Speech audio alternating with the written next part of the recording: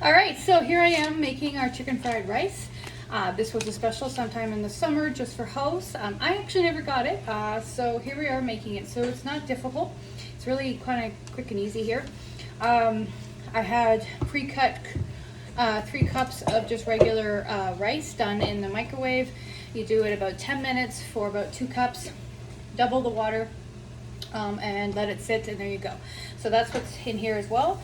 You just chop up some chicken pieces, get that going first in the wok, add your rice in, get all the clumps out, add some coleslaw in, which I have done, and then at the end you go and add your seasoning. So here is the seasoning already mixed up with 2 tablespoons of soy, 2 tablespoons of water, and 1 tablespoon of sesame seed oil. You can obviously adjust that based on your flavor profile, and then you just mix it all in.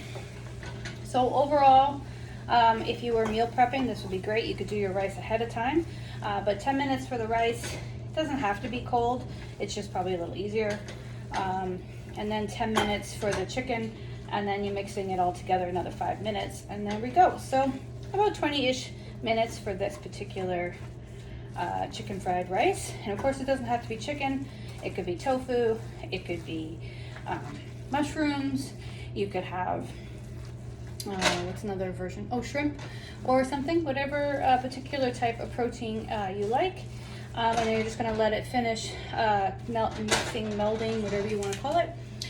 There you go. So this is one of our new meal solutions. Chicken fried rice makes 4 servings, so 6 cups. And yeah, really low in sugar and sodium. Only 2 grams of sugar, 1 gram of protein, and 1 gram of fiber based on the mixture here, and then based on following the recipe. So feel free to adjust, have fun with it. If you have questions about any of it, just let me know and I'll help you out. Thanks.